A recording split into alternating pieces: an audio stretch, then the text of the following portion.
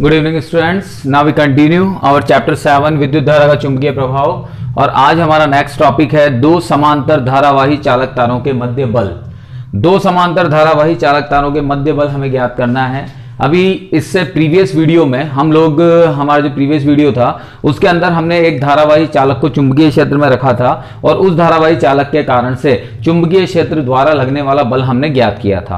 अब हमें दो धारावाही चालक दे रखे हैं और दोनों धारावाही चालक एक दूसरे के समानांतर रखे हुए हैं, तो उनके कारण से हमें चुंबकीय बल निकालना है। तो इसके लिए पहले मैं आपको एक इंपॉर्टेंट नोट लिखवा देता हूं, बता देता हूं, जिसको हम आगे प्रूव भी करेंगे। उस नोट के हिसाब से ये होता है कि जब दो समांतर धारावाही चालकों में धारा अगर एक ही दिशा में प्रवाहित होती है तो उन तारों के मध्य आकर्षण होता है, और अगर चालक तारों में धारा विपरीत दिशा में प्रवाहित होती है तो उनके मध्य प्रतिकर्षण होता है। तो ये सबसे इंपॉर्टेंट चीज है। तो इसमें हम यहां पर लिख सकते हैं कि अगर चालक तारों में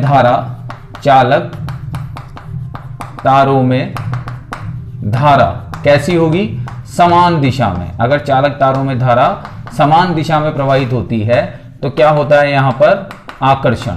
और अगर चालक तारों में धारा, हम यहां लिखते हैं चालक तारों में धारा कैसी प्रवाहित होती है, विपरीत दिशा में। अगर विपरीत दिशा में प्रवाहित होती है तो होता है यहां पर प्रतिकर्षण। तो यह चीज हमें ध्यान रखनी है कि अगर दो चालक तारों में अगर धारा की दिशा समान है तो उनमें हमेशा आकर्षण होगा, और चालक तारों में अगर धारा विपरीत दिशा में प्रवाहित हो रही है तो उनमें प्रतिकर्षण होगा। तो अब हम दो समांतर चालक तार लेते हैं जो एक दूसरे से d दूरी पर विद्यमान है। बहुत ध्यान समझिएगा, यहां पर ये हमने दो चालक तार लिए, एक चालक तार P है और एक चालक तार Q है। दोनों चालक तार एक दूसरे से d दूरी पर विद्यमान है। ठीक है, इन दोनों चालक तारों में समान दिशा में धारा प्रवाहित हो रही है। एक में धारा प्रवाहित हो रही है I1 और एक में धारा प्रवाहित हो रही है I2। ठीक है, अब इस चालक तार के अंदर धारा प्रवाह होने के कारण हम जानते हैं कि जब भी किसी चालक तार के अंदर धारा प्रवाहित होती है तो धारा प्रवाह होने के कारण से चालक तार में चारों ओर चुंबकीय क्षेत्र उत्पन्न होता है। तो यहां भी इस चालक तार के अंदर चुंबकीय क्षेत्र उत्पन्न होगा इस तरह से।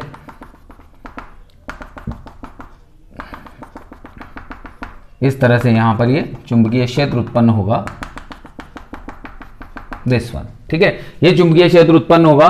तो अगर हम इस चुंबकीय क्षेत्र की बात करते हैं तो ये चुंबकीय क्षेत्र इस धारावाही चालक के कारण से उत्पन्न हुआ है। ठीक है, और ये चुंबकीय क्षेत्र क्या करेगा, इस चालक तार पर, क्योंकि अब इस चुंबकीय क्षेत्र के संपर्क में कौन आ गया, ये चालक तार। तो इस चुंबकीय क्षेत्र के कारण से इस चालक तार पर एक चुंबकीय बल लगेगा जिसे हमें ज्ञात करना है। ठीक है, तो हम इसको कह सकते हैं, इसको चालक तार नंबर 1 भी बोल सकते हैं और इसको चालक तार नंबर 2 भी बोल सकते हैं। तो सबसे पहले हम यहां पर चुंबकीय क्षेत्र की दिशा देखते हैं कि इस चालक तार में धारा प्रवाह करने पर इस Q पर चुंबकीय क्षेत्र की डायरेक्शन क्या होगी। तो यहां पर हम ये देखते हैं कि जब आपने इस चालक तार के अंदर धारा प्रवाहित की तो यहां पर हम एक अल्पांश की कल्पना करते हैं। किसकी कल्पना की, अल्पांश की। यहां से यहां तक की दूरी कितनी है आपकी, d।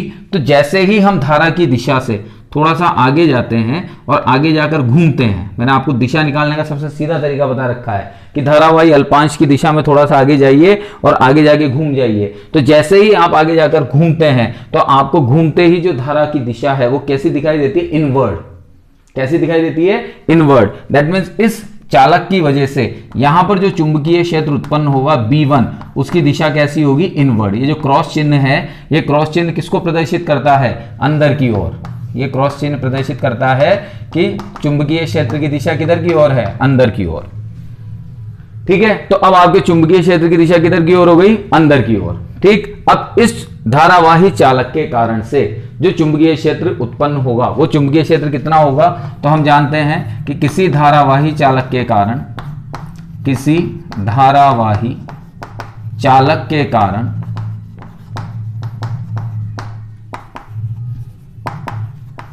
किसी बिंदु पर चुंबकीय क्षेत्र की तीव्रता कितनी होती है, B1 equals to mu not I1 upon 2 pi d। और धारा की दिशा, चुंबकीय क्षेत्र की दिशा किधर की ओर है, अंदर की ओर। तो ये एक चालक तार के अंदर जब आपने धारा प्रवाहित की तो उसके कारण से उत्पन्न चुंबकीय क्षेत्र आया। अब ये चुंबकीय क्षेत्र क्या करेगा, इस चुंबकीय क्षेत्र के संबंध में ये धारा संपर्क में ये धारावाही चालक तार है। और मैंने अपने प्रीवियस वीडियो में धारावाही चालक तार को जब हम चुंबकीय क्षेत्र में रखते हैं तो उस पर लगने वाला बल आपको बताया है। और वो बल क्या होता है, तो चालक तार 2 पर 1 के चुंबकीय क्षेत्र के कारण लगने वाला बल। तो अब 2 पर बल कौन लगा रहा है, 1, तो मैं इसको कैसे लिखता हूं, F21, कैसे लिखता हूं, F21, यानी 2 पर बल लगाया 1 ने। अब F21 इक्वल्स टू क्या होता है, I L क्रॉस B। तो अब I किसका आएगा, जिस चालक तार में धारा प्रवाहित हो रही है, I2, ठीक है। लंबाई ले लेते हैं हम वही L, ठीक है।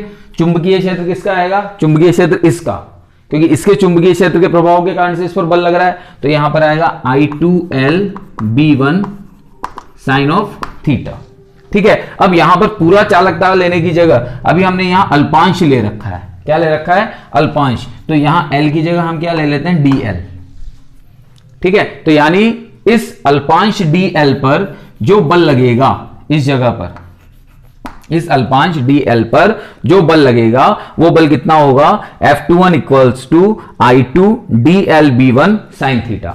अब मुझे यहां पर साइन थीटा की दिशा निकालनी है, ठीक है, कि साइन थीटा कितना होगा। तो यहां पर अगर हम बात करते हैं तो साइन थीटा की दिशा अगर हम देखें तो ये किधर की ओर है, साइन थीटा अंदर की ओर, अंदर की ओर की अगर हम बात करते हैं तो ये वाली टर्म होती है, अगर मैं इस तरह से देखता हूं तो यहां पर जो आपका चुंबकीय क्षेत्र है वो तो है अंदर की ओर, और जो धारावाही अल्पांश है वो है ऊपर की ओर। तो धारावाही अल्पांश तो ये हो गया, ठीक है। और जो चुंबकीय क्षेत्र है, धारावाही अल्पांश तो ये हो गया, जो चुंबकीय क्षेत्र है ये तो है बाहर की ओर, और अगर पीछे कर दूंगा तो ये क्या हो जाएगा, अंदर की ओर, यही होगा ना, ठीक है। अगर इसको मैं जैसे सपोज दैट, अगर अपन तो यूं करते हैं, इसको ऐसे कंफ्यूज हो गया आप लोग, मैं तो इस फॉर्मूले को ऐसे लिखता हूं I2 DL क्रॉस B1, मैं तो ऐसे लिखता हूं इस फॉर्मूले को, कंफ्यूज नहीं होना हम लोग को। तो I2, अब यहां पर अगर मैं DL की बात करता हूं, ठीक है, तो DL क्या होगा, यहां पर DL J कैप, क्योंकि DL किधर की ओर है, ऊपर की ओर, क्रॉस B1, B1 किधर है, अंदर की ओर, किधर की ओर है, अंदर की ओर। अगर बाहर की ओर होता तो प्लस के कैप होता, अंदर की ओर है तो माइनस के कैप, तो ये माइनस के कैप, ठीक है। तो जब मैं इसे सॉल्व करता हूं तो I2 DL B1 और J कैप क्रॉस के कैप क्या होता है, I कैप, लेकिन किसका I कैप, माइनस का I कैप, क्योंकि J कैप क्रॉस के कैप तो I कैप हो गया, ये माइनस I कैप। इसका मतलब यहां पर जो बल की दिशा होगी वो इस ओर होगी, F21, ये इस डायरेक्शन में लगेगा। तो अब आपका जो F21 आया वो F21 कितना आया आपका, I2 DL B1, ठीक है। परिमाण ले लिया मैंने। अब यहां पर B1 की वैल्यू पुट कर देता हूं मैं, तो mu not I1 I2 upon 2 pi D DL, ठीक है। अतः तार की एकांक लंबाई पर, बहुत सिंपल है, लगने वाला बल।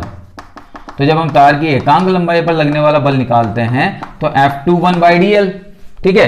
तो F21 बाई DL इक्वल्स क्या हो गया अब आपका, mu not I1 I2 upon 2 pi D, ठीक है। तो ये हुआ किसकी वजह से, इस तार की वजह से इस पर।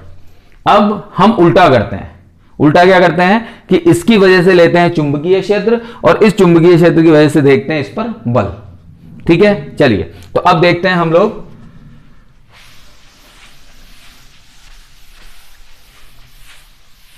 देखिएगा अब इसके कारण से चुंबकीय क्षेत्र उत्पन्न हो रहा है, तो इसके कारण से ये इस तरह से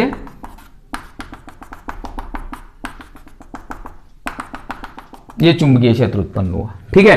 अब यहां पर हम ये कहते हैं कि ये चुंबकीय क्षेत्र की दिशा कैसे निकलेगी या चुंबकीय क्षेत्र कैसे होगा, तो वही चीज वापस कि मैं यहां पर एक अल्पांश की कल्पना करता हूं, ठीक है। यहां से धारा किधर की ओर जा रही है, ऊपर की ओर, ऊपर की ओर धारा जा रही है, तो यहां से मैं किधर घूमूंगा, इस अल्पांश को मिलाने वाली रेखा की ओर। तो कैसे घूमा मैं, एंटी क्लॉक, एंटी क्लॉक घूमा, मतलब किधर की ओर, बाहर की ओर। इसका मतलब यहां पर जो B2 आएगी आपकी, इस जगह पर जो B2 आएगा चुंबकीय क्षेत्र, उसकी दिशा किधर की ओर होगी, बाहर की ओर, ठीक है। ये जो डॉट होता है, ये डॉट चुंबकीय क्षेत्र की दिशा किधर की ओर बताता है, बाहर की ओर, क्रॉस बताता है अंदर की ओर, डॉट बताता है बाहर की ओर। दैट मींस यहां पर जो चुंबकीय क्षेत्र होगा इसकी दिशा किधर की ओर होगी, बाहर की ओर। ये वाला चुंबकीय क्षेत्र तो होगा आपका अंदर की ओर और ये वाला चुंबकीय क्षेत्र होगा आपका बाहर की ओर, इस तरह से, ठीक है, -z और z।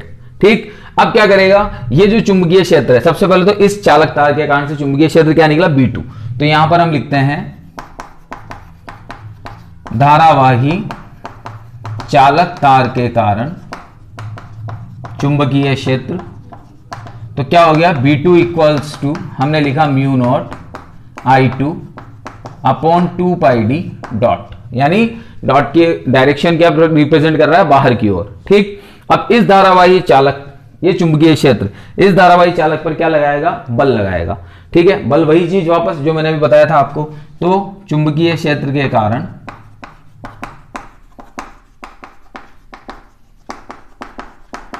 धारावाही चालक पर बल, अब समझिएगा 2 लगा रहा है 1 पे, पहले 1 लगा रहा था 2 पे, अब 2 लगा रहा है 1 पे, तो कैसे लिखोगे इसको, F12, दैट इज करंट कितनी फ्लो हो रही है इसमें, I1, this is DL cross, अब चुंबकीय क्षेत्र कौन आएगा, B2।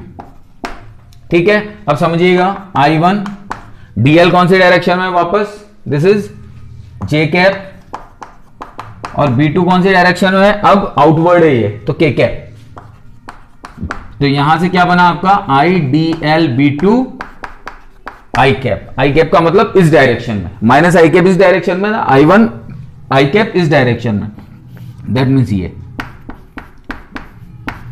तो देखिए यहां पर एक चीज प्रूव हो रही है कि दोनों चालक तारों में धारा समान दिशा में प्रवाहित हो रही थी, तो समान दिशा में प्रवाहित होने पर ये जो बल हैं ये एक दूसरे की ओर लग रहे हैं, दैट मींस इनके बीच में क्या हो रहा है, आकर्षण हो रहा है। ये हमने यहां प्रूव कर दिया। समझ में आ रही है मेरी बात, इसमें धारा ऊपर जा रही है, इसमें धारा ऊपर जा रही है, तो इन दोनों की वजह से जो बल काम कर रहे हैं, दोनों की वजह से जो बल है ये तारों को एक दूसरे को क्या कर रहे हैं, आकर्षित। तो हम यहां पर ये कहते हैं कि अगर चालक तारों में धारा समान दिशा में प्रवाहित होती है तो उनमें आकर्षण बल कार्य करता है। तो अब यहां पर हम F12 की वैल्यू निकालते हैं, तो F12 इक्वल्स टू हो जाएगा आपका यहां I1 DL और B2 की value mu naught I2 upon 2 pi d. तो ये हो गया आपका mu not I1 I2 upon 2 pi D DL। तो वापस वही, अतः एकांक लंबाई के चालक पर बल, तो ये हो गया तुम्हारा F12 by DL equals to mu not I1 I2 upon 2 pi d. तो यहां पर इन दोनों इक्वेशंस से जो आपने पहले निकाली थी F21 और जो हमने बाद में निकाली है F12, इन दोनों इक्वेशन से ये समझ में आ रहा है हमें कि जब दो धारावाही चालक तारों में धारा एक ही दिशा में प्रवाहित होती है तो उनके एकांक लंबाई पर लगने वाला बल तो परिमाण में समान होता है, लेकिन उनकी दिशाएं एक दूसरे के विपरीत होती है।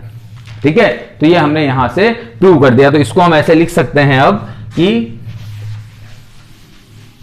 F12 equals to F21 but negative, यानी जो लगने वाला बल है वो परिमाण में तो समान है लेकिन दिशा में क्या है, विपरीत। और फाइनली हम इसको ऐसे लिख सकते हैं F12 बाई DL, परिमाण के रूप में अगर हम बात करें तो F21 by DL equals to mu not I1 I2 upon 2 pi d. ठीक है, तो ये हमने पहला जो कथन था हमारा, ये हमने प्रूव कर दिया कि चालक तारों में अगर धारा समान दिशा में प्रवाहित होती है तो आकर्षण होता है। अब दूसरे वाले स्टेटमेंट को मैं वर्बली ही ऐसे बता देता हूं, क्योंकि डेरिवेशन में तो हमें सिर्फ एक ही चीज बतानी है, कोई सा भी एक हम ले सकते हैं इसमें। तो हमने समान दिशा में लेकर प्रूव कर दिया कि एकांक लंबाई पर कितना बल लगेगा समांतर धारावाही चालक तारों में, तो दोनों बल समान होंगे और दिशाएं विपरीत होगी। अब हम दूसरा कंडीशन लेते हैं कि अगर चालक तारों में धारा विपरीत दिशा में प्रवाहित होगी तो फिर बल की कंडीशन क्या होगी, कौन सा बल लगेगा, आकर्षण लगेगा या प्रतिकर्षण। तो हम उसको थोड़ा सा समझ लेते हैं, उसे डेरिवेशन करने की हमें जरूरत नहीं है, सिर्फ उसको हम समझेंगे। तो यहां पे वापस वही दो चालक तार मैंने लिए, ये दूरी है आपकी d, एक चालक तार में धारा प्रवाहित हो रही है ऊपर की ओर और एक चालक तार में धारा प्रवाहित हो रही है नीचे की ओर। ठीक है, सबसे पहले एक चालक तार के कारण से वही चुंबकीय क्षेत्र हमने निकाला, ये चुंबकीय क्षेत्र। तो इस चुंबकीय क्षेत्र के B1 equals to mu not I1 upon 2 pi d, ठीक है, यहां पर हमने धारावाही अल्पांश लिया, तो धारा किधर की ओर प्रवाहित हो रही है, ऊपर की ओर, यहां से हम इधर घूमें यानी इनवर्ट, तो अंदर की ओर दिशा होगी इसकी। चुंबकीय क्षेत्र की दिशा किधर की ओर होगी, अंदर की ओर। सिंपल सा फॉर्मेट है, धारा जिधर जा रही है उससे थोड़ा सा आगे बढ़ो और जिस बिंदु पर आपको चुंबकीय क्षेत्र देखना है, जिस तार पर आपको चुंबकीय क्षेत्र देखना है, उसको मिलाने वाली लाइन की ओर घूम जाओ। तो यहां पर हम I1 से ऊपर गए और मिलाने वाली लाइन की ओर घूम गए। तो जैसे ही घूमे तो हम कैसे घूमे, क्लॉकवाइज। क्लॉकवाइज का मतलब किधर गए, अंदर की ओर। अंदर की ओर गए मतलब क्या आ गया, क्रॉस। ठीक है, अब यहां पे हम देखते हैं बल, इस पर जो बल लगेगा वो देखते हैं। तो बल 1 लगा रहा है 2 पे, तो F21 इक्वल्स टू I2, ठीक है, DL। अब DL किधर देखी जाएगी, धारा की दिशा में, तो DL किधर हो गया आपका minus I cap cross B1 किधर अंदर की ओर, तो माइनस K कैप। ठीक है, तो ये हो गया तुम्हारा I2 DL B1। I cap cross K cap होता है I cap cross, sorry I cap नहीं आएगा, ये माइनस J कैप आएगा क्योंकि नीचे की ओर है ना, माइनस J कैप, तो माइनस माइनस हो गया प्लस, तो J cap cross K cap होता है I cap. J cap cross K cap क्या होता है, I कैप। दैट मींस इस पर लगने वाला जो बल होगा वो इस दिशा में होगा। ठीक है, बस मुझे बल बताना है आप लोगों को, तो वो इस डायरेक्शन में होगा। इसी तरह से जब हम इसके कारण से देखते हैं, तो इसके कारण से ये चुंबकीय क्षेत्र, ठीक है। अब यहां पर धारा किधर बह रही है, इस दिशा में, तो इसमें आगे बढ़े और आगे बढ़ के यूं घूम गए, यूं घूम गए, तो वापस चुंबकीय क्षेत्र कैसा मिला तुम्हें इस जगह पर, इस बिंदु पर चुंबकीय क्षेत्र कैसा मिला, इधर इस तार के कारण से इस पर चुंबकीय क्षेत्र वापस अंदर की ओर। इसमें भी कैसा था, अंदर की ओर। ठीक है भाई, यूं आए ना, यूं आगे यूं घूम गए, तो क्लॉकवाइज ही घूम रहे हैं। तो वापस हम लेते हैं यहां पर, तो B2 बराबर कितना आ गया, mu naught I2 2 pi D, और दिशा किधर है भाई, अंदर की ओर। तो जब लगने वाला बल निकालोगे 2 के कारण से 1 पे, तो क्या लिखेंगे, F12 equals to I1 DL। अब DL किधर की ओर है, इसमें ऊपर की ओर, धारा ऊपर जा रही है तो DL ऊपर की ओर होगा, तो DL I cap cross B2। अब वही अंदर की ओर है, अंदर की ओर है, that is minus K cap, तो I cap cross minus K, sorry J cap, ये इसका J कैप आएगा, ऊपर की ओर है J कैप है, तो J cap cross K cap I cap होता है, लेकिन माइनस का I कैप, तो माइनस के I कैप का मतलब लगने वाला बल किधर होगा, इस ओर।